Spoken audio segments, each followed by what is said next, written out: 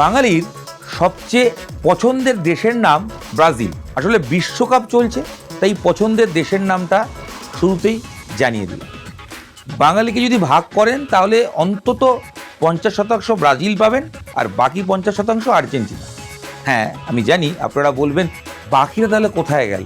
আসলে Brazil Argentina বাদ দিয়ে যারা বাকি দেশগুলোর ফ্যান তাদেরকে একটু বাদই রাখলাম।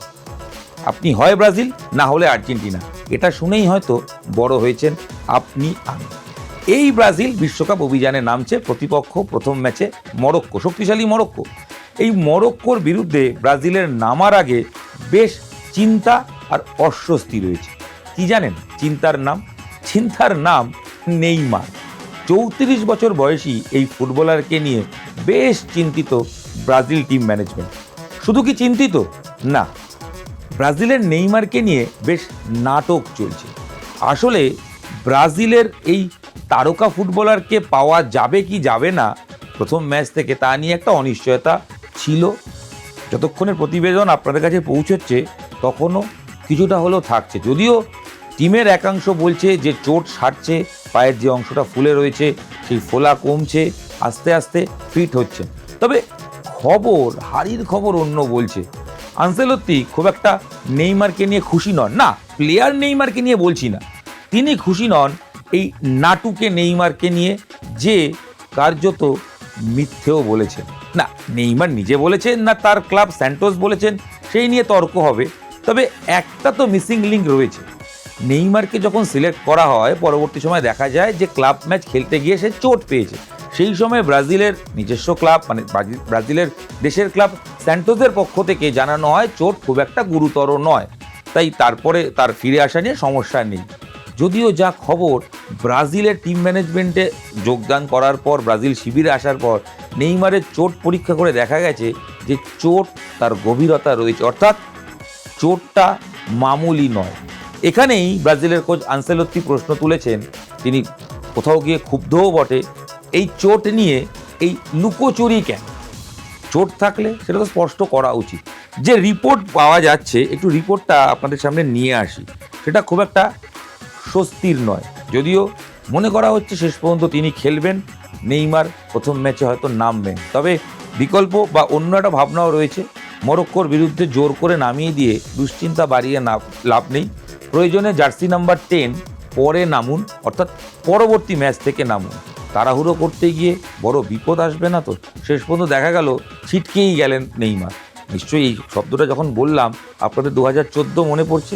সেই নেইমার চোট পেলেন কলম্বিয়ার সঙ্গে ম্যাচে, পিঠে ভার্টিব্রা ব্রোকেন, বিশ্বকাপ থেকে ছিটকে যাওয়া, সেগুলো তো অতীতে নেইমারের সঙ্গে হয়েছে। আর বিভিন্ন সময় নেইমার চোট পেয়ে বারংবার ছিটকে গেছে। সেই নেইমারের মেডিকেল রিপোর্ট যেটা বলছে সেটা একটু আপনাদের সঙ্গে শেয়ার করি।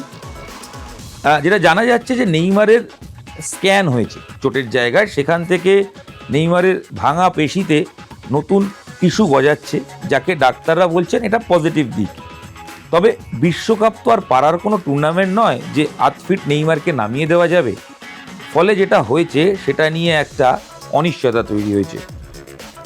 শনিবার ভারতীয় সময় 3:30টার সময় মেটালাইফ স্টেডিয়াম, যেখানে খেলা হবে ব্রাজিল বনাম মরক্কো, সেখানে হয়তো নেইমারকে নাও পাওয়া যেতে পারে। এটা একটা রিপোর্টে প্রকাশ, সেটাই আপনাদের শেয়ার করছি। সাইড বেঞ্চে বসতে পারেন, প্রয়োজনে পরবর্তী সময় তাকে নামানো হতে পারে, সেরকমটাই কিন্তু ভাবা হচ্ছে। যদি না প্রয়োজন পড়ে সেক্ষেত্রে গ্রুপের দ্বিতীয় ম্যাচ থেকে নেইমার খেলবে। এবার এটা গেল একটা পার্ট। সেকেন্ড পার্ট খুব ইম্পর্টেন্ট। সেখানে দাঁড়িয়ে যেটা পাওয়া যাচ্ছে সেটা হচ্ছে যে ব্রাজিলের সবচেয়ে বেশি গোল করা, ব্রাজিলের জার্সিতে সবচেয়ে বেশি গোল করা প্লেয়ারটার নাম নেইমার। ইতিমধ্যেই 79টা গোল করেছেন নেইমার।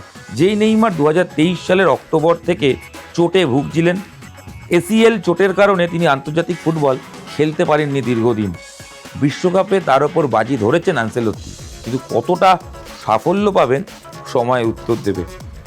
খুব ইম্পর্টেন্ট পার্ট যেটা, সেটা হচ্ছে যে ব্রাজিলের ক্লাবের পক্ষ থেকে যে বক্তব্য ছিল, গত 17ই মে করিতিবার ক্লাবের বিরুদ্ধে নেইমার চোট পান ম্যাচ খেলার সময়। সেই তারপর থেকে যা চিকিৎসা রিহ্যাবের মধ্যে দিয়ে রয়েছেন, 2 সপ্তাহ তাকে বিশ্রাম নেওয়ার কথা বলা হয়, যেটা রবিবার শেষ হচ্ছে। ফলে সেক্ষেত্রে তিনি কতটা সুস্থ হয়ে নামতে পারবেন সেটা নিয়েও প্রশ্ন আছে। থাকছে এই প্রশ্ন। তার সঙ্গে খুব ইম্পর্টেন্ট যে পার্ট, দুটো প্র্যাকটিস ম্যাচ যেটা পানামা এবং মিশরের বিরুদ্ধে খেলেছে ব্রাজিল, তাতে নেইমার খেলতে পারেননি। আনসেলত্তি বলছেন নেইমার এখন দলে আছেন, ফিট হলে অবশ্যই সুযোগ পাবেন, তবে তার জন্য অপেক্ষা করা হবে। দেখুন, নেইমারকে নিয়ে ডেফিনেটলি আনসেলত্তি প্ল্যান করেছেন, সেটাই তো করার কথা। তবে এই যে club, Santos, Brazil football federation, ব্রাজিলের ফুটবল টিম, যেটা কোচ আনসেলত্তি, এদের মধ্যে কোথাও একটা মিসিং লিঙ্ক রয়েছে নেইমারকে ঘিরে।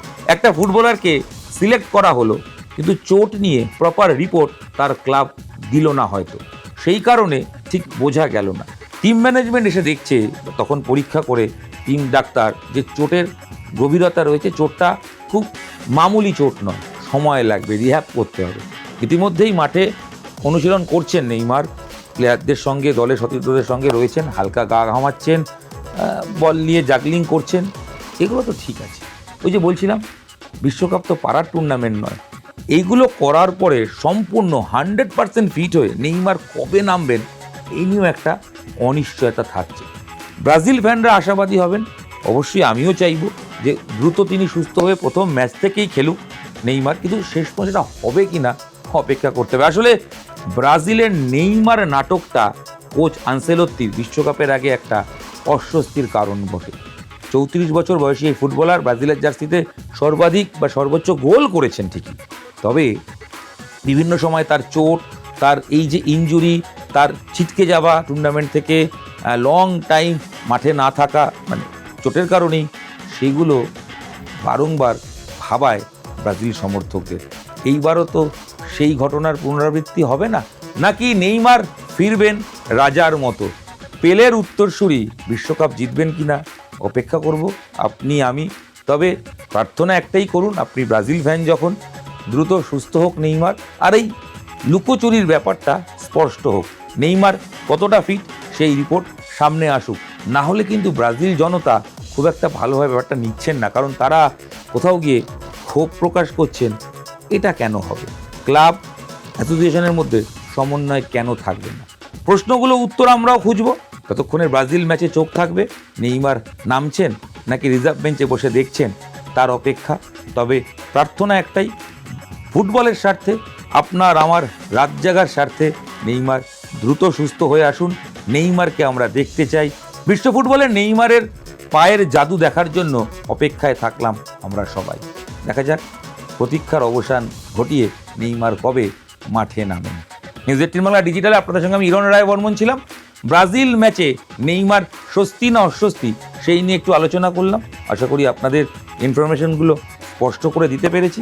ভালো লাগলে শেয়ার করুন, আর বিশ্বকাপের যাবতীয় খবর দেখার জন্য চোখ থাকুক নিউজ 18 বাংলা ডিজিটালের পর্দায়। ধন্যবাদ।